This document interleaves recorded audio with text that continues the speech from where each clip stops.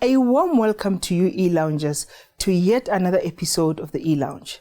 Today, we are privileged to speak to Nozibele Mayaba on her book, Positively Me, Daring to Live and Love Beyond HIV, which she co-authored with Sunyati. The 1st of December is World AIDS Day, and what a better way to commemorate this day than to speak to the unstoppable Nozi as she gives brave account of what it means to live and love beyond HIV. Nozibele Mayaba is an HIV activist, an internationally recognized podcaster, speaker, TV host, and many more. She recently partnered with Jacaranda FM and East Coast Radio to launch a youth podcast titled Don't Hold Back, Say It Out Loud.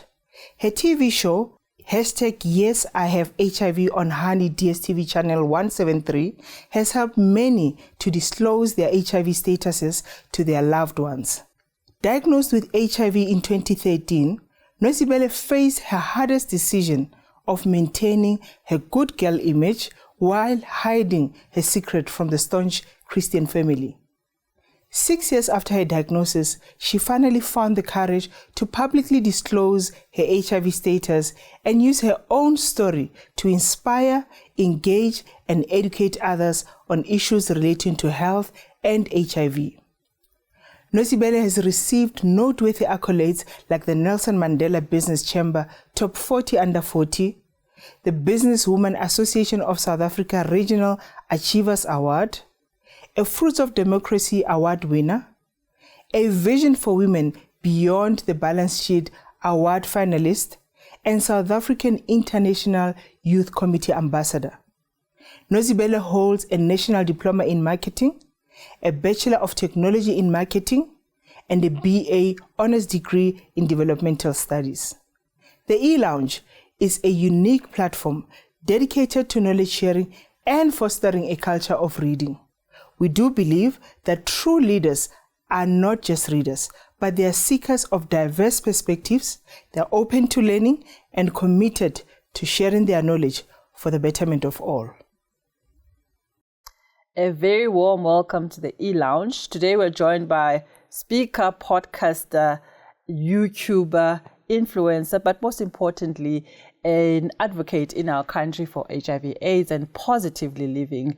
The guest today is Nozibele Mayaba. Nozibele, welcome to the e-lounge. Thank you so much for having me. We are discussing her book, Positively Me. I'm not going to divulge much about this book, but we are going to have a conversation around the 5 or so themes that she covers in the book. But I do implore you to actually buy the book. It is available at the bookstores. First of all, Nozi, as I've said to you, we are very excited to have you in the studio today. I think in an hour, actually, it's quite short. But in this short time we have together, some people listening out there might not know who you are. Mm-hmm. They've heard about you, they've seen you, but who are you? Nozibele Mayaba, born in Port Elizabeth, the second of 2 children, the only girl. And I spent most of my life in Port Elizabeth, raised by a single mom who worked as a cleaner at a local TB hospital. So by virtue of, of being raised by a single mom, cannot read or write, life was not as rosy as I think I would have liked it to be. Yeah. We went through challenges just to actually make ends meet and raise 2 children. But I think I was fortunate because of ukundweba and being a very forward person. I think my forwardness actually is the reason why it landed me a couple of opportunities because I obtained a scholarship to go to university and became the first one in my family to graduate. And I went to create what I believe is a successful career for myself. And I measured that by how it literally changed my life and my family's life. And I came to Johannesburg around 2019 in seek of better opportunities, and the rest is history. Cool. I'm going to start with the impact you have, for those living with HIV/AIDS and just ordinary South Africans out there because of the work you do, the lessons that you share with everyone in that space. What has prompted you to do this advocacy work, and how is it going so far?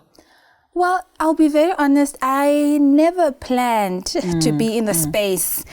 I was diagnosed in 2013, 11 years ago. Yeah. And even then, after that diagnosis, I didn't actually was like, oh, let me see, you know, how far I can get with my story, how many people can listen to me, who can I share it to. I was actually like, I'm going to be in my own corner. Yeah. And back then, it was only my partner and I, my then partner and I, that knew about our positive HIV status. Yes. And for about a year or so, I think I was in denial because...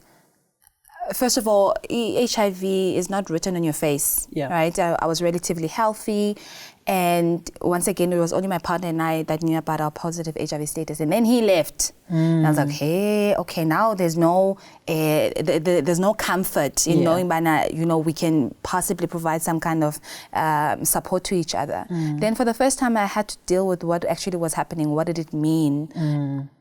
What am I going to say to my family? I come from a very conservative, very Christian family, and also my community is just like that. As I tried to find some kind of comfort, I turned more, you know, towards my spirituality and just asking God, what in the world? I'm 21, 22. What am I going to do? I really honestly cannot be dealing with this alone. I don't know what to do. And as I started to rediscover myself within that context, I felt very strongly that, you know, maybe there's a bigger purpose. I mean, this is not the best that I've been given, but how can I turn this into something that is good? But I still kept quiet for about 6 years. Trying to deal with myself, coming to terms of what happened.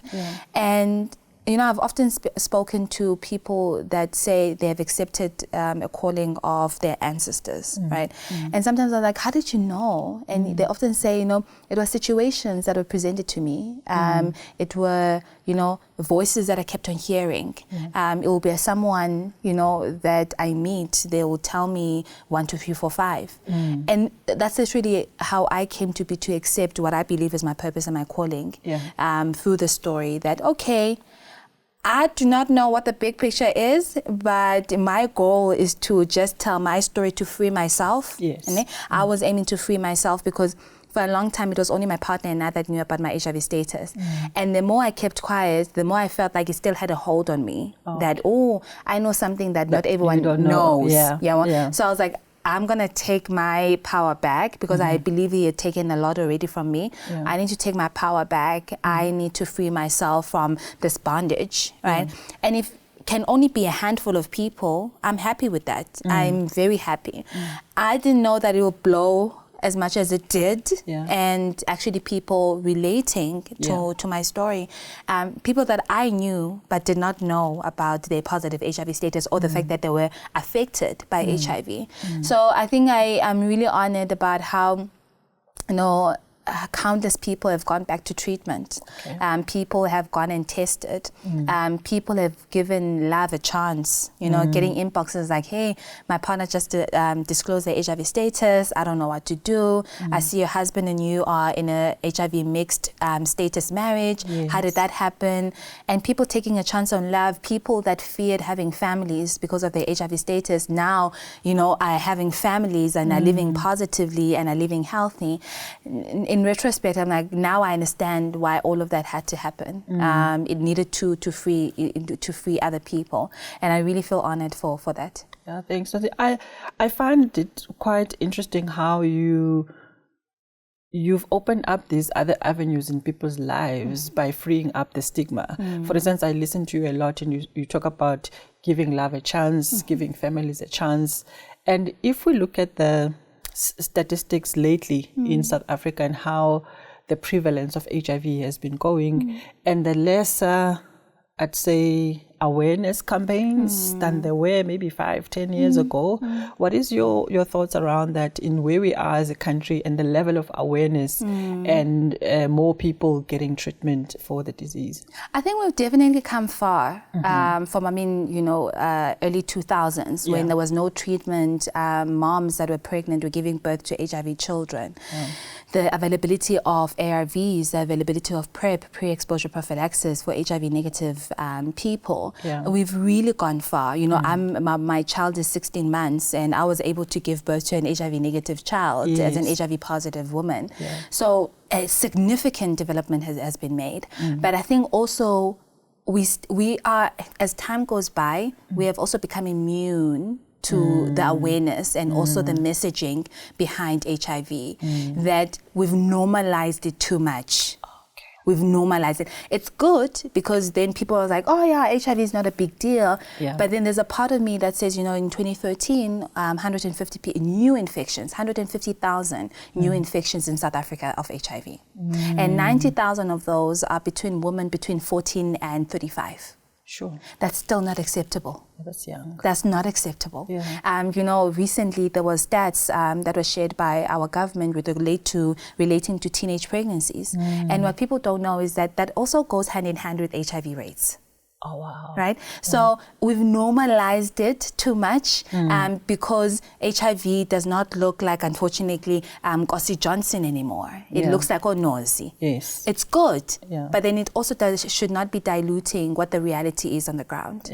So I believe we should continue and that's why I always say I will overshare the message until it reaches who it needs to, until we see a significant drop, until we see zero infections in our country. The other day, there was someone that reached out anonymously on this particular page on social media about how their partner is HIV positive, they just disclosed. So what are they going to do if they want to have children? And, you know, I observed a number of comments saying, oh man, in this day and age, you're asking about that.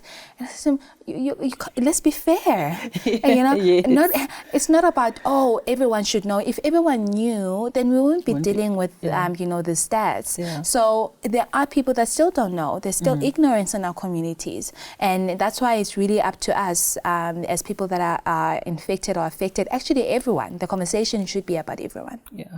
Okay, so in our conversation, and I picked this from your book, right? We're going to talk about advocacy work in between, but I want us to talk about these things that touch individuals personally. Adulting at a young age, boundary work that one has to do, belonging, and mental health issues. So on the adulting, let's talk about mothers and daughters. You shared a little bit about being raised by your mom, single parent. Just take us through that relationship dynamics and what insights you can share with us from there.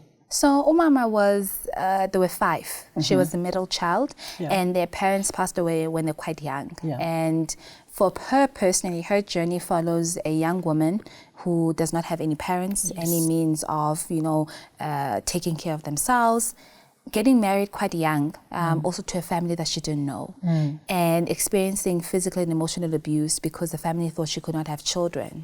Many years had passed and she had not conceived any children. And eventually moving to Port Elizabeth from Queenstown to meet my dad, who was married at the time, and having an affair for many years and birthing 2 children out of that. And also having to struggle with a sense of self for her in terms of the stigma that is attached to a woman, obviously, that has an affair with a married man, and also now giving birth, not only to 1, but 2 children, right? So I saw a woman that has been broken by society, by people that she had trusted, right? Whether it's her in-laws or now my father, and how it translated into how she raised her children. And I always say, it's only now, you know, as an adult that I get to understand some things that I did not understand as a child. Actually, I shouldn't have understood as a child, and that was okay. In retrospect, when I look back, I think to myself, she was harder on me than she was with my brother. And that was quite interesting because I'm the only girl and the youngest. My brother is 7 years older than me, right? And now there's a saying where it says, moms love their sons but raise their daughters. Because I think now I understand that. I think Umama, I was a reflection of what she could have potentially have been. And that was very tough for her. Also, she literally now had to push me. Like, I think uyandi encourage her. I wanted to go out there, realize your full potential, do not depend on anyone. But she didn't realize, Bana, you're pushing me too far. Too far, right? And so it was a difficult relationship. And I'll be honest, to some degree, it depends on the day, you know. Today's good, tomorrow is not guaranteed. You know, we still wrestle with each other, where I need to be heard in an environment where you will never be heard, even as an adult. You know, it's funny because she was at my house the other day, and I said something. I was like, "Yeah, you can't do that, ma." And she's like, "Yeah, I know. Just because I'm at your house, you're not going to tell me, you know, what I can do and not do." I was like, "Oh no," you know. But it was tough, man. It also affected my self-esteem as well, and because I always attribute also my overly the top personality and me having this loud personality because you need to hear me. Please hear me what I'm saying, you know, because unfortunately I come from an environment where that was never, an opportunity to do that was never afforded. So it was very tough, and I didn't realize that, sometimes healing, there's no end journey to your healing. It evolves all the time, because it's most recently when I was pregnant, I started having all these emotions and really being angry at her.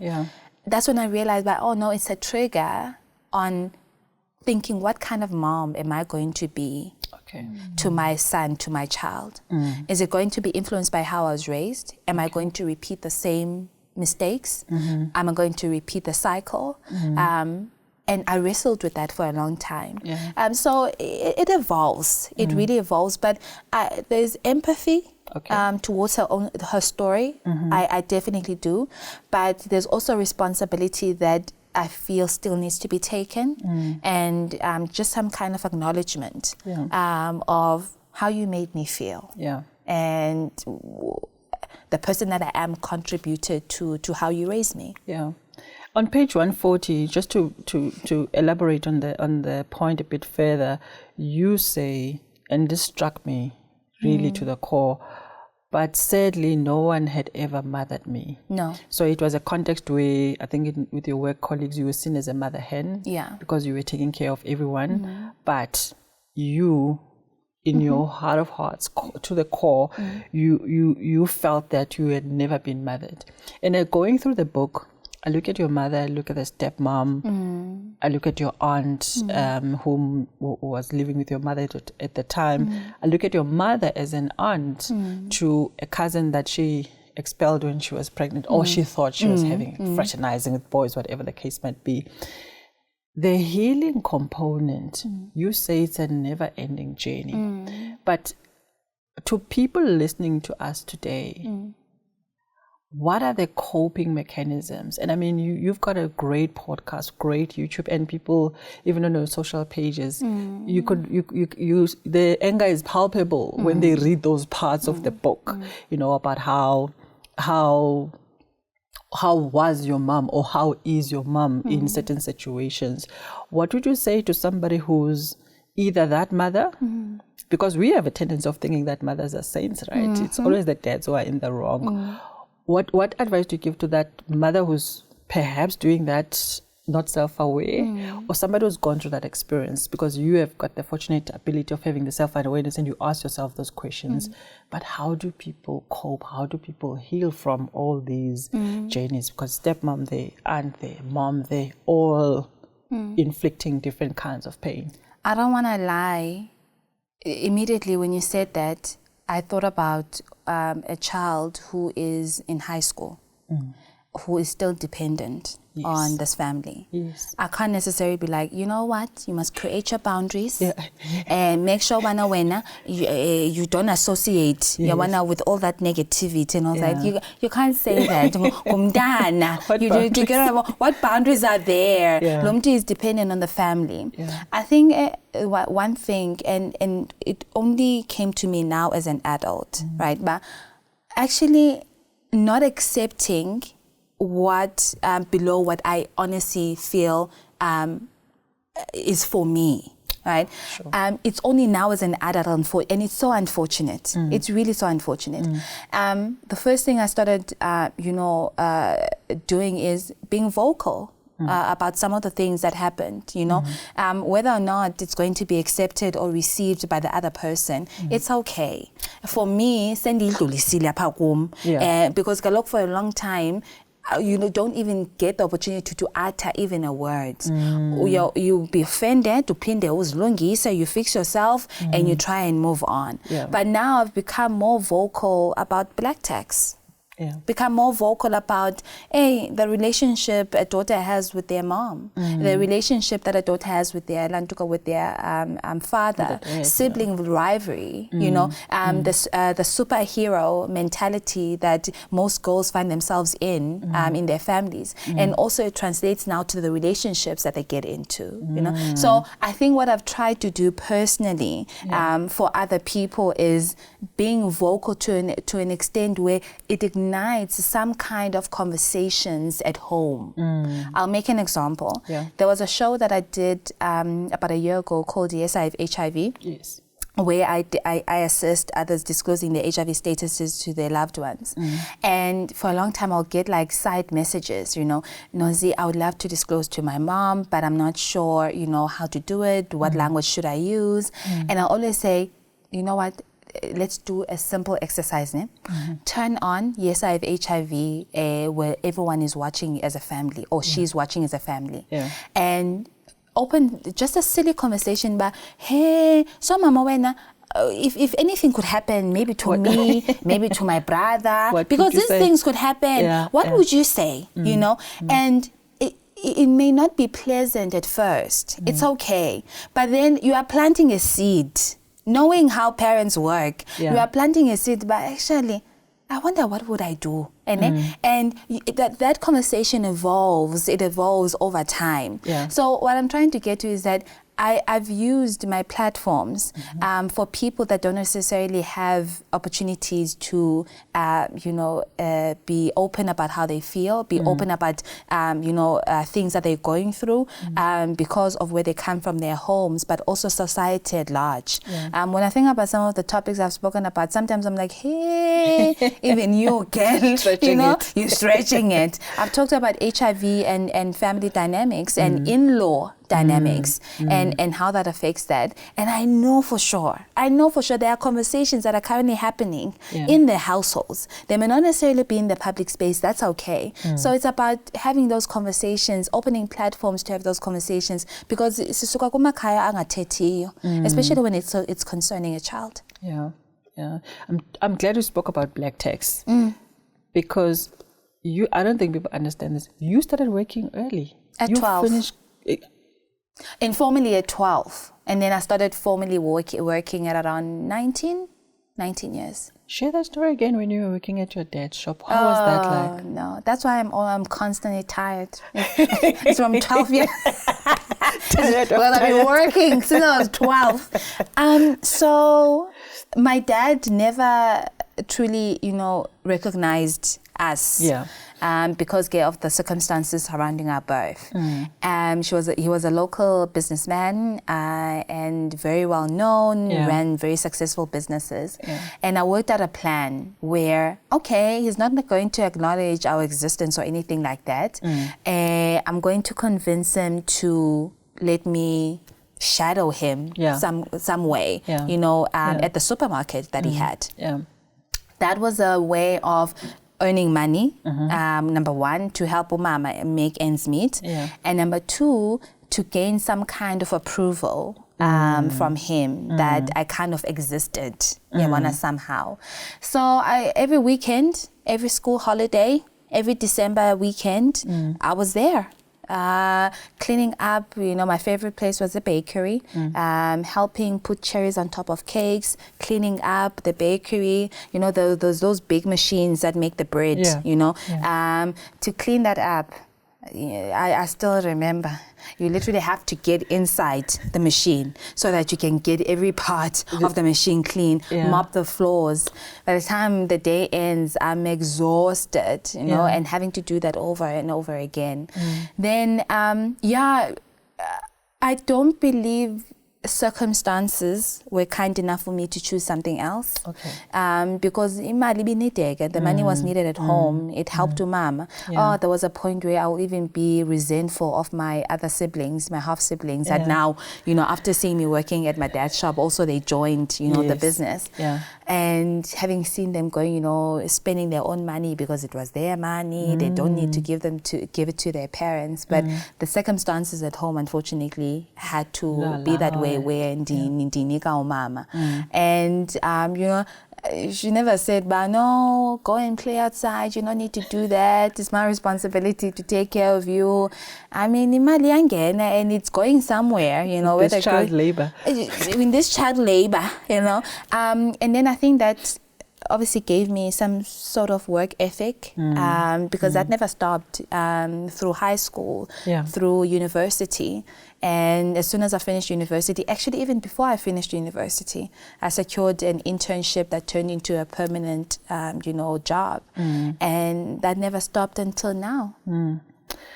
I want to talk more about the work ethic part, but you just sparked something in me with the siblings and seeing your siblings coming to the shop and working there and using their own money.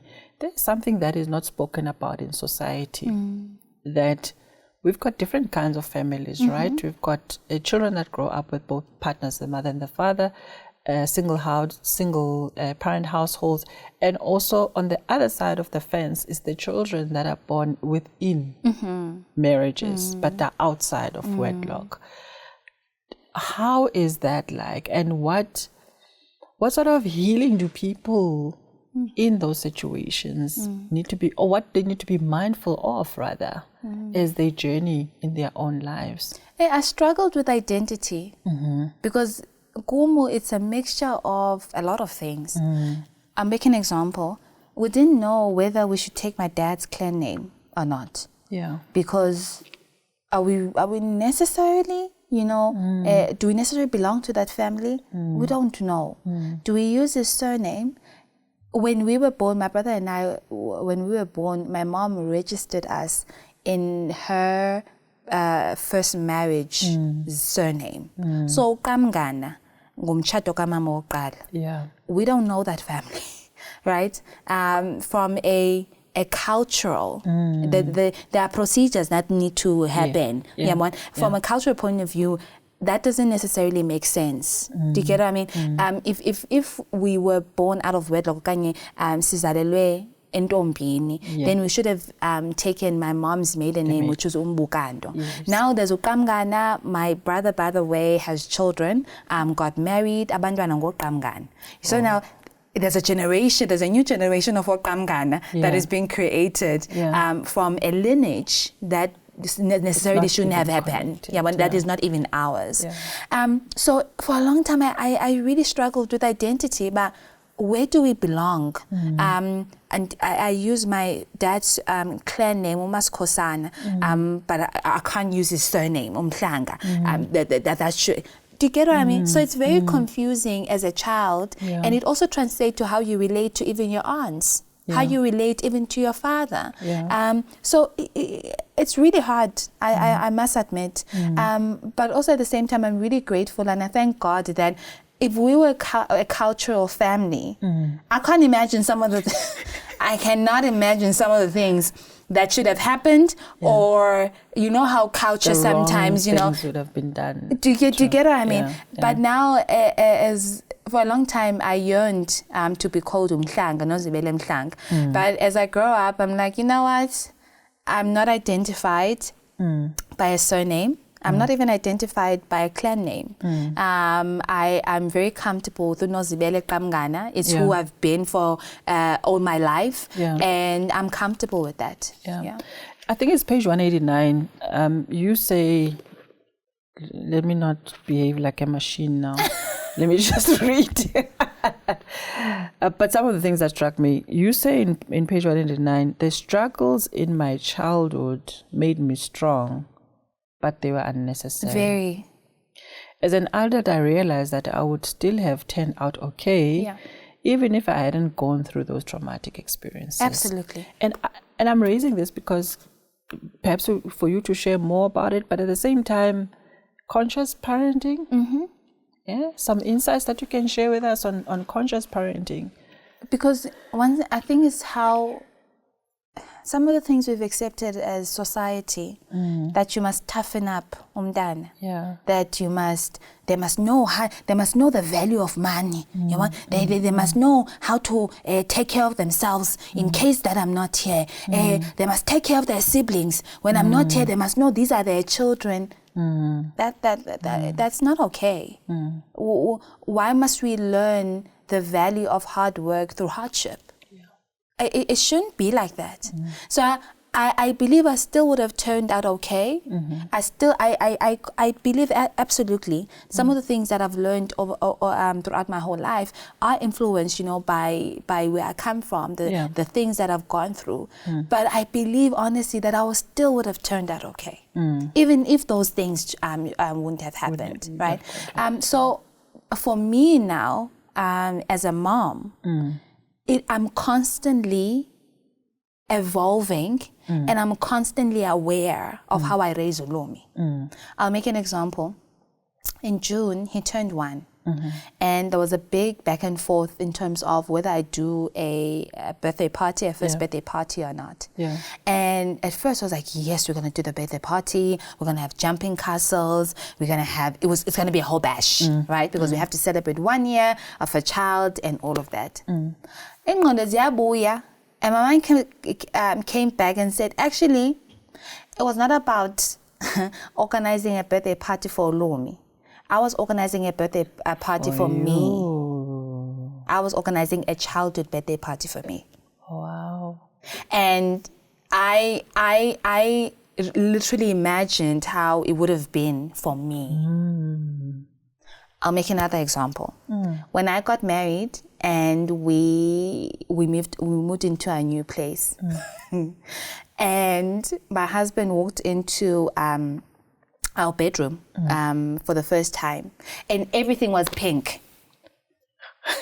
The headboard was pink, the linen was pink, like everything was pink. The curtains were pink. Just Princess Noses. It was Princess Nosy girl.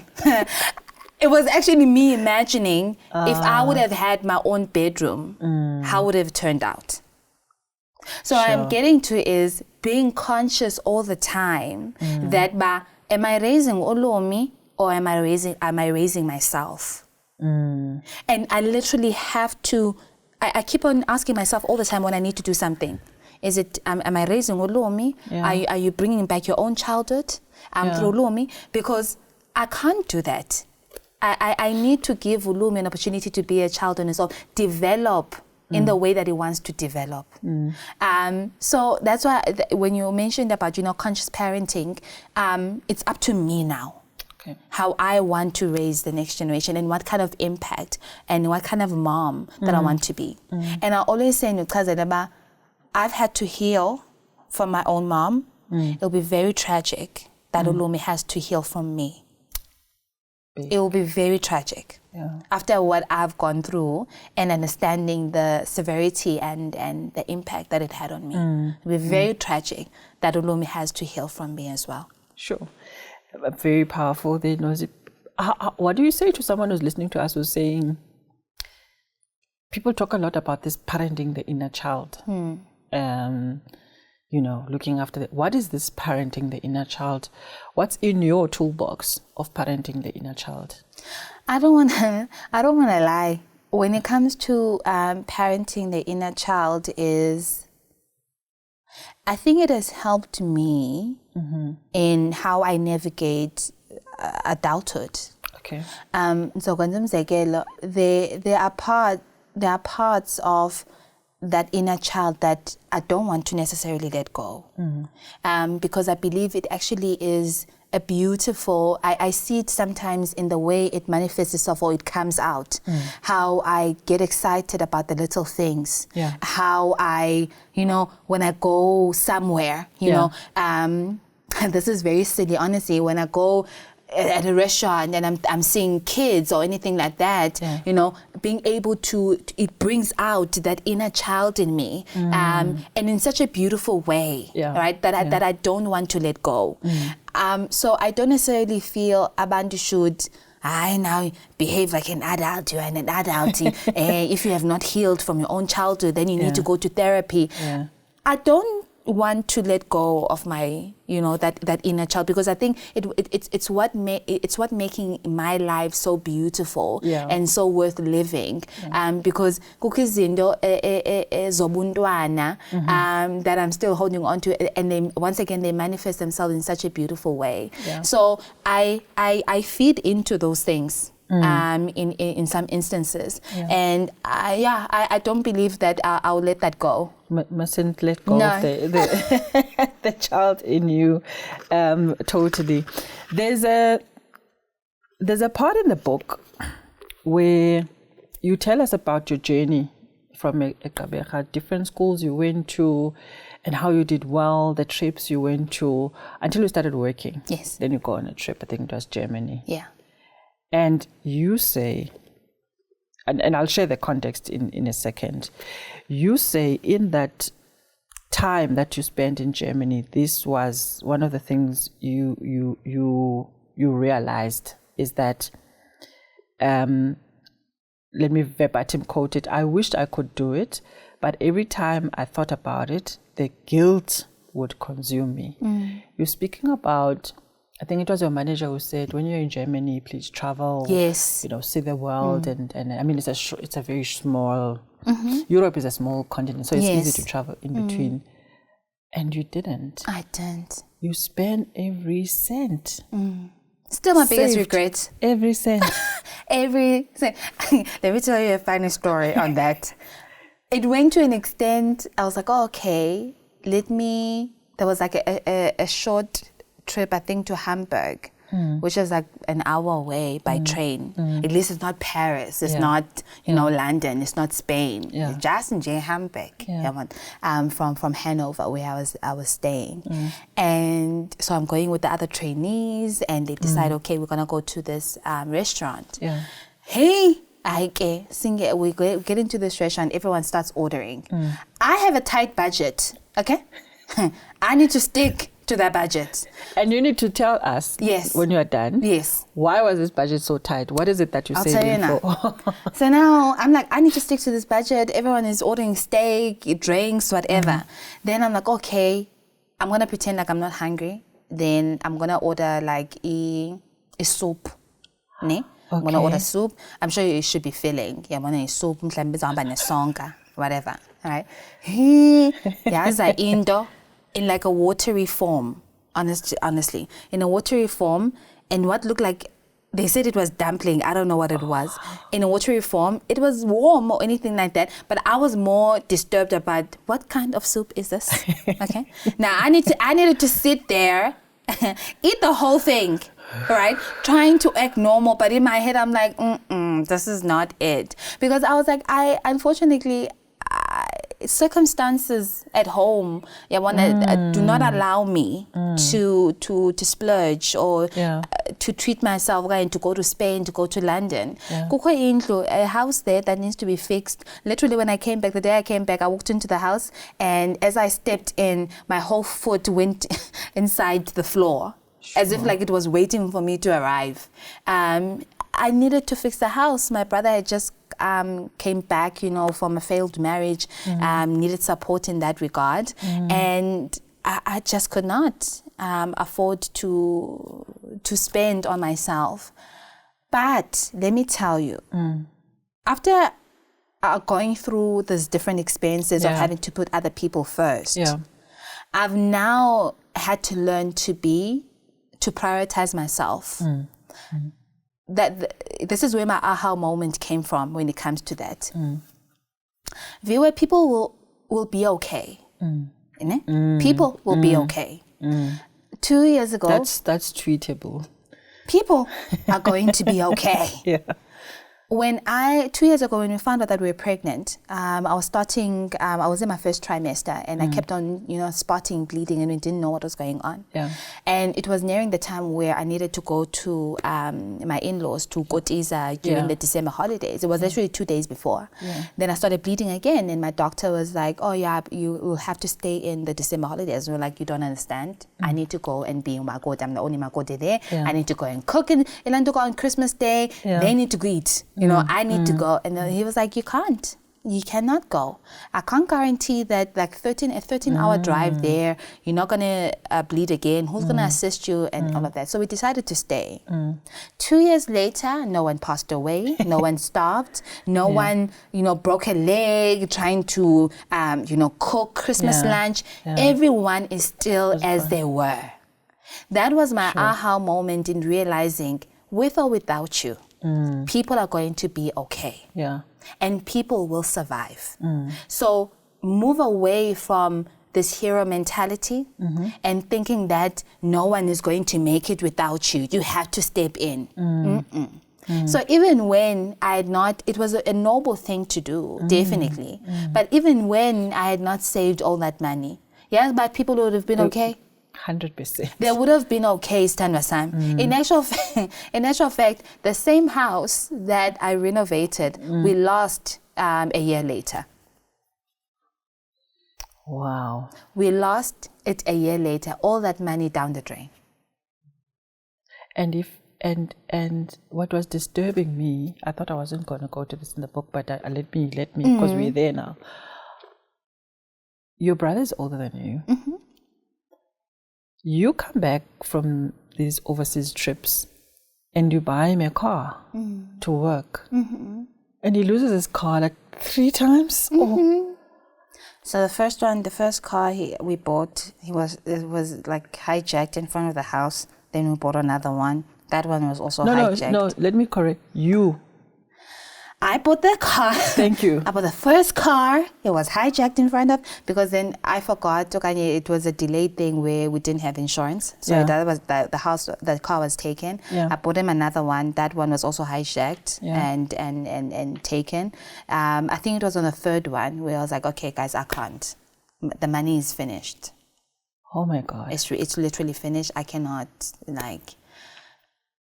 you're triggering a number of different things on me, because when you keep on doing those things, you set also an expectation, not only an expectation, but some kind of indlela that people expect you to treat them, or your position in people's lives. Yeah. What I mean about that, once we had a disagreement with my mom about, hey, I bought you couches like a few months back.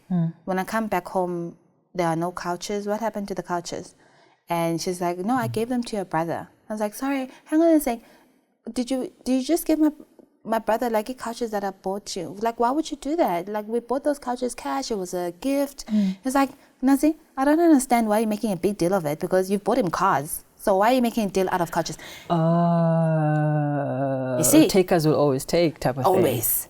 When givers don't have boundaries, takers will always It's take. very important to get to have those. It's very hard. I won't lie. I'm not going to sit here and say creating those boundaries are not. Yeah. But I've had to be intentional. Yeah. I've had to go in, I've had to be really strong in creating those boundaries. And now it's still a bit, shaky here and there, but at least someone thinks through first before they make a request or make that phone call, because it's not going to be as easy as before. Yeah. Now knows and has become, fully developed into her own person, her own this woman, that can make her own decisions without being influenced. Yeah. That you have to think twice. Yeah. You have to think twice. So it's hard. The sticky point, last one on these really, really triggering and hurtful things, is the money for lobola.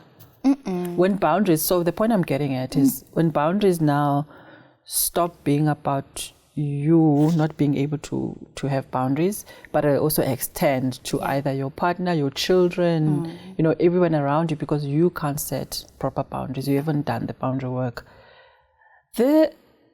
How is this? The money for lobola that you and your husband now had to pay, why was that even a thing? I was actually reflecting on that the other day. We have a couple of friends who are couples, married, and it had something to do with that. And I said to them, we went through a difficult time when we were getting married, because I think it was difficult for my family, because they saw hey, the person is leaving now. What's going to happen? So we need to exaggerate the lobola price to compensate for something. Do you get what I mean? Sure. So that was the first time, if I can be honest, that I had to be a rebel. Okay. I would, and I think that was like even today, Mama still references that. That was a mark as a rebel in my family for the first time ever. You know why I did that? It was because I was setting a tone and a standard for my marriage. Okay. And how they are going to relate to my marriage. That, hey guys, what you actually were used to, that's not going to happen now. Okay. It's not going to happen. And if I didn't do that, I don't think I would still be married. Can I be honest? I don't think I don't think I'll still be married. Yeah. I had to do that. Even the way that I even did my whole wedding. I did it on a Friday at a secluded venue where you can't take a taxi. Or a chikeleza. I've got to laugh, sorry. I did it on a Friday, like a secluded, bushy area that you can't take a chikeleza to because you won't know where you're going. And I said to Mom, I'm giving you 2 tables. So you have to choose who you're choosing, who you letting come to the wedding from church. Yeah. It can't be everyone. Then it was not her pastor that married us. There were no bridesmaids. There was no kitchen party before the wedding. I was like, if people want to give me gift, they can give me gifts at the wedding. I'm not spending any more money before the wedding. There's a set budget for this wedding, and we're not exceeding that under no circumstances. Okay. Right? So it was a tone for how now they're going to relate to me as a married woman or in this next phase of my life. Yeah. And I'm so happy. I'll do it all over again. I'll do it all over again. Because there's a level of respect that they have for my husband because of all those things. Okay. And it was actually so beautiful because it also translated to how my in-laws also related to me or still even relate to me. When it comes to Skumus is also a breadwinner from his side of the family. And me, being openly positive and speaking about HIV and AIDS, I'm honestly not even exaggerating when I say this. We were talking about it last night, by the way, that not even one family member, or I've never even received a phone call, but, as a makoti, you can't speak like this, or, umtanaka buti, hey, none. Yeah. Because why? He had set the tone of how you are going to treat my wife. Yeah. And I think that, honestly, that was like the most beautiful thing that came out of all that back and forth fighting and lobola story, wanting more money. Yeah. I think that was the most beautiful thing that came out of that. I think there's a book coming. Oh, no.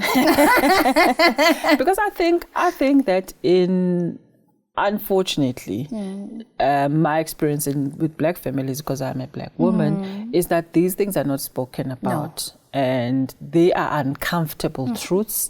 They are hurting a lot of people, but nobody or a few people are bold enough to confront them. And I think that more and more we have conversations also to set up the younger generation to better relationships because proper boundaries shouldn't be breaking any relationships, shouldn't break any friendships. It's a matter of saying, this is where I am, respect me here. Absolutely. And I also meet you where you are. Your corporate life, which started early because now you were almost already a child. Yeah. Labor started very early.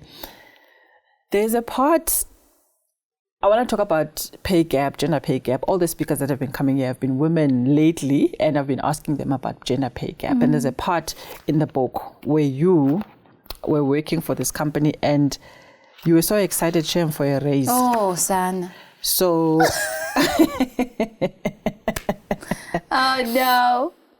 So let me read this, okay? So you had gone to your boss. So you say the conversation had been easier than you expected because you had asked for a raise. I was still playing with figures in my head when Robert came to my desk to drop an envelope. He didn't say anything, just smiled and left. That was a good sign, right? I nervously opened the letter, went straight to the numbers. He had given me a lousy 1,000 Rand increment. Oh, let me give context also. Yeah. They recruited me before I graduated. Yes. For my undergrad. Yes. And so I think the salary was about 7.5. If not 7.5, then 8.5, around there. Yeah. And the agreement was, no, when you have graduated, received your certificate, then we're going to increase it.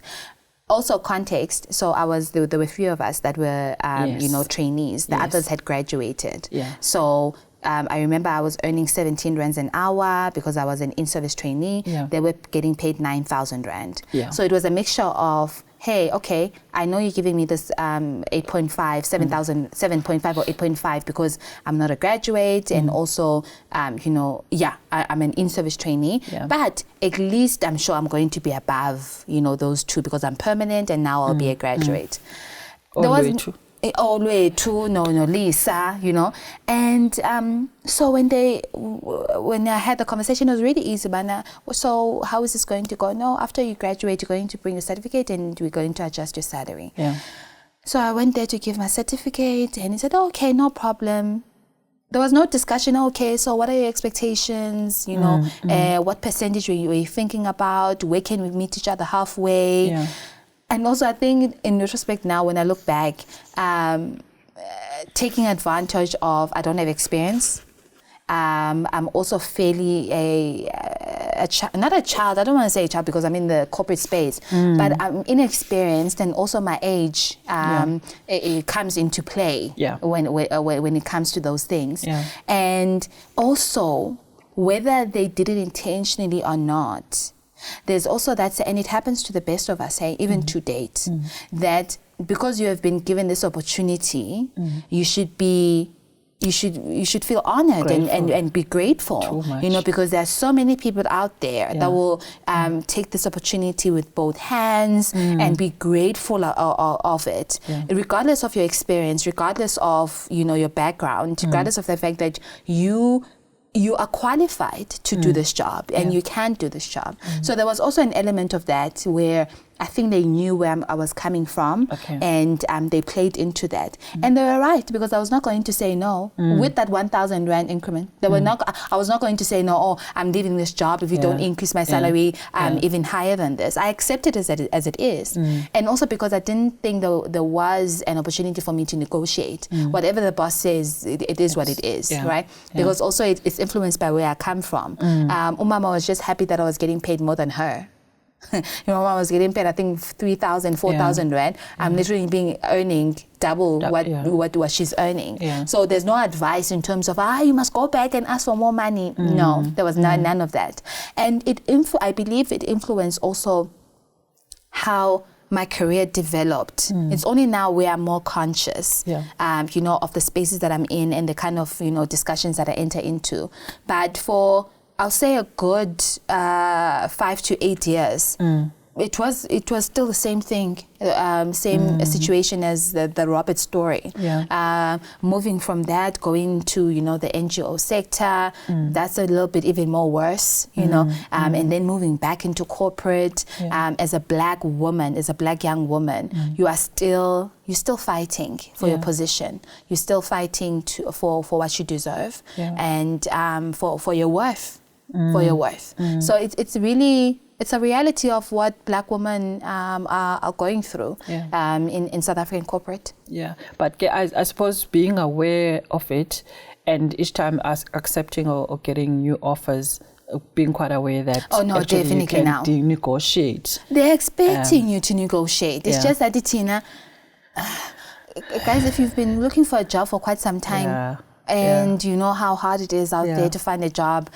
You just accept whatever comes your way. But even if it takes you a while to get there, the fact that you constantly think about it and you're conscious of it, for me, I'm even happy about that. Yeah, I was saying to, I think it was Mom Kowad, it's actually an employer's market in South Africa because of the lack of jobs. Absolutely. One of the first things you say in the book is about the trip that you went to Uganda, the missionary trip when you're still in high school. Gratitude, even in adversity, even in the worst circumstances. And I mean, if somebody who's going to read this book, you would know that you would have read about Nozi's upbringing and how difficult the circumstances were. But you say even there, gratitude. Yeah. I mean, we went to the poorest villages in Kampala. And literally, get Dodge at night, a pit toilet. We were staying in tents outside. The houses that were made out of udongwe, mud, you know. And as soon as we came in that bus, I still even remember the whole village had come coming to sing and welcome us. We were building a school in Uganda. I mean, even also the school, like it was a 2-room. That was the school. And when we left, having completed the building, they thought honestly, the way they behaved, it was as if we had built them a double-story house, you know. I think it was just a wake-up call for me as well, and a moment to reflect that, look, life is not rosy. You don't have everything that you need or everything that you want, but there's always someone that is far worse than where you are.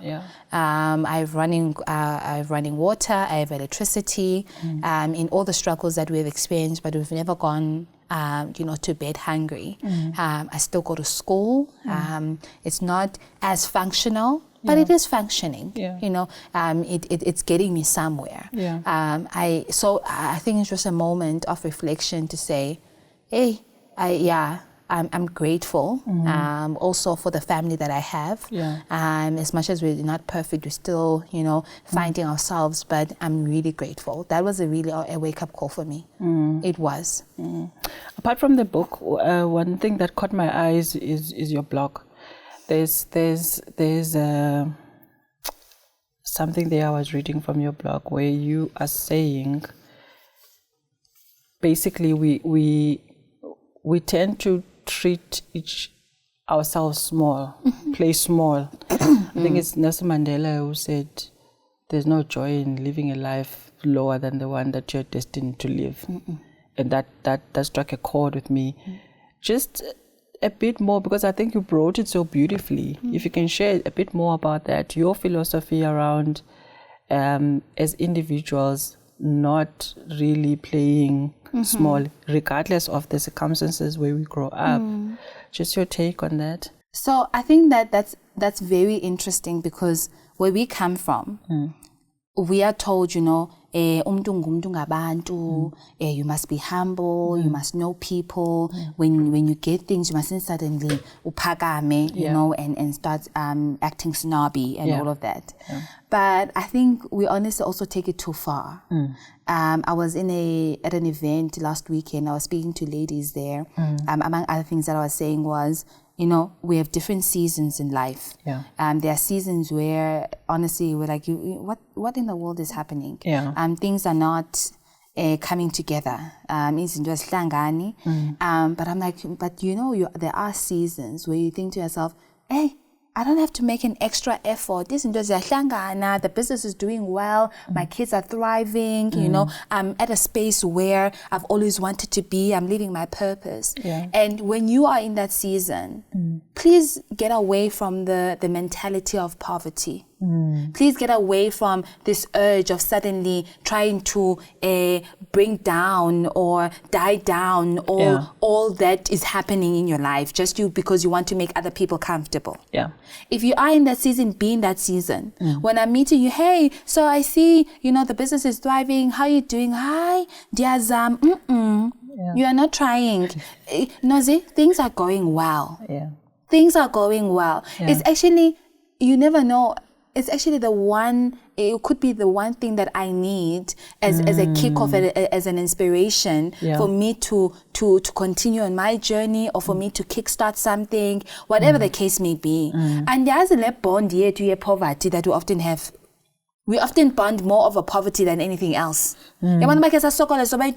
Yo, and that's so-called nosy. It will be like a common thing. But immediately when you start talking about your nosy, I submitted this tender, things are going well, my book is in the top 10 in South Africa, it's on its way to, on the 5,000 Rand copy mark. Yeah.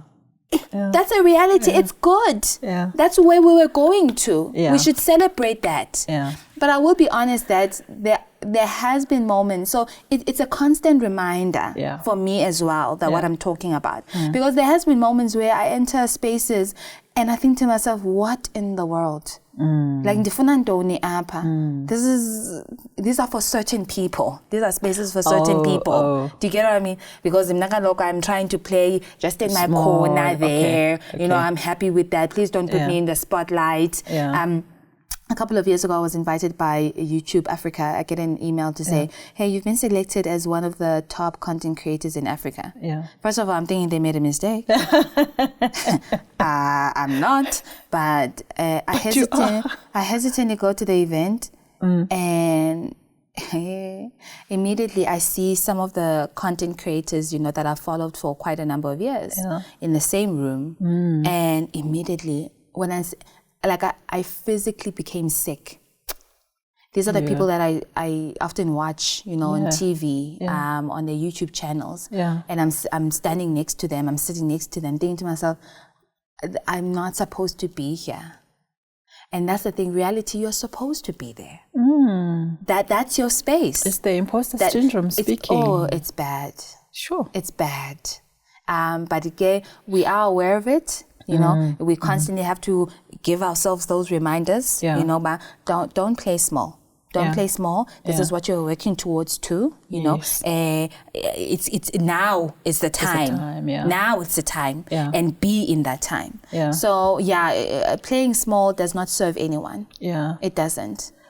It's interesting you said something about the friends and how or people in general. So you share with them all the hardships, but not the good times. And I think it was Simon Sinek and Trevor Noah who were having a conversation, Steve Bartlett as well, who were saying, so Simon Sinek was challenging that how many of your friends can you call when you're going through a tough time? And it seems like quite a number. But his contention was that we have fewer friends that we call when things are going so well.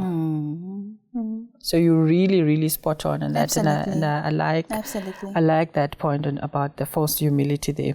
As we conclude, I think we've really, really tried to run this hour very quickly. I'm so sad that it's coming to an end, but one of the things that as a content creator, as an advocate for health, HIV, living positively, and also mental health to a great degree, how do you shield yourself from the ugliness of social media? Because that's where you play. Absolutely.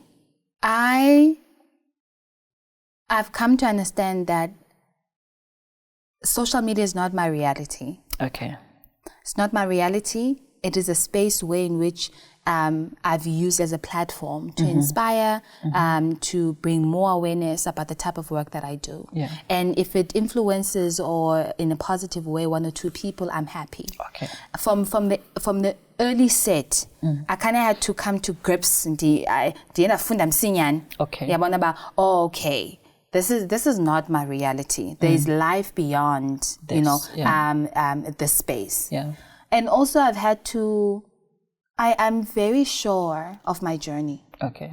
And I'm very sure of the type of message that I carry. Mm-hmm. I'm very sure of how God wants to use me, continue to use me. Mm-hmm. And anything beyond that is just noise for me. Okay. It honestly is. Okay. And my stance and my position is forever the same. I don't acknowledge, I don't answer, I don't reply. That you're a distractor. Yeah. You are going to you're going to mess up with a plan yam. Okay. Once I start entertaining. I can't do it. Yeah. Right. But it doesn't mean that some of the things, that I see, because then when you start sharing parts of your life, already someone kind of tries to, or thinks they've already figured you out. Just from bits and pieces they put together, the type of person that you are, how you treat your husband, what kind of mom you are, and all of those things. Yeah. So as a human being, they do affect you, they do hurt. But overall, as long as my family knows who I am, and as long as they know my position, I'm comfortable with that, But I mean, we've seen interesting things. I remember, was it earlier this year, an account that had been trolling people, for quite some time, had put in a picture of Ulumi and I, and they said, I bet the child is HIV positive or has AIDS also. Wow. Something towards that. Yeah. And, it was an interesting time because, number one, I knew the intention behind that post was for it to go viral and have people talking. And the fact that I feel like there is some level of common sense that person had around HIV and knowing how it works and know Baulum is HIV negative. But they wanted to ignite some kind of, controversy around it. But also, it made me think about, the position that I have concerning not only me, but my family and also my son. Because obviously he didn't choose to have a mom that's an advocate and is advocating particularly for HIV. Yeah. And how does that translate to him living his, innocent life and all of that? Yeah. So we've had our fair share. Okay. I think we'll continue to have our fair share as long as we in the space, and we use it in the way that we do. But the bigger picture is so much bigger than that. The message and it's so much bigger than that. Yeah. And I still was like, I'm not gonna stop. Just because of those things, or to make people comfortable about how we should be doing things. There's so much bigger things we should do. No, true. No, as we conclude, it's World AIDS Day in a few days. Yeah. And there's a lot of people who look up to you, especially the young women of South Africa who see you from afar. And I say to many authors that come and sit here that, yes, it's a discussion about a book, but actually it's look at it as a mentorship long term wise for somebody who's watching it. So just your message on in and around the HIV advocacy as we approach, as you've shared with us what the stats are for South Africa, and a young person sitting there and listening to us, especially young women. Take care of yourself. Continue to take care of yourself. There is a level of ignorance and being naive when it comes to HIV as well. Yeah. HIV does not target people that have been sleeping with multiple partners. I was not. Yeah. It was only one partner, right? Yeah. And it doesn't take many incidences. It takes one. And so I think there's that ignorance that we need to deal with, that continue to test. I always say at least twice a year, and using protection. There's PrEP, pre-exposure prophylaxis. I mean, I'm sorry to get clinical or technical, but we have to talk about these things over and over again. PrEP is for HIV negative people that may feel they may be exposed to HIV, so it continues to protect them from the infection of HIV. And And if you happen to, test positive, life will carry on. Yeah. Life will honestly carry on. As hard as it is to accept that diagnosis, it will. You continue to take your treatment to suppress the level of the virus in your blood to undetectable levels, meaning that you cannot infect another person, and you can live a long life. But honestly, also, we need to deal with some of the realities in our communities as well. When you're talking about HIV in South Africa, we cannot leave patriarchy. We cannot leave GBV.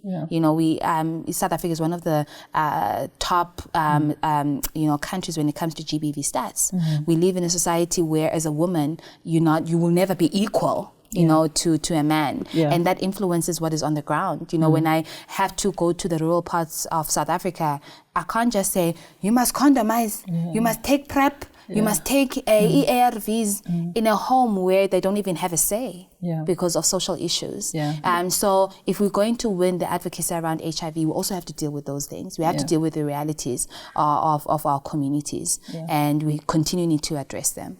Okay. Nozi, thank you very much. Thank you. We are very honored that you came to us and we had this lovely conversation, and I think that we can continue beyond the session today. So today we were speaking to Nozi about her book, Positively Me.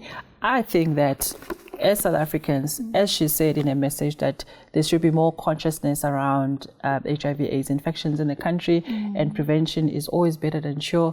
And also the many insight that she shared in the book about family life, the dynamics, about mothers and becoming better parents to our children. You've been listening to the E-Lounge. This is where you learn so that you can be a leader only by reading, of course, as Professor Chiruzi Marwala says. Thank you very much.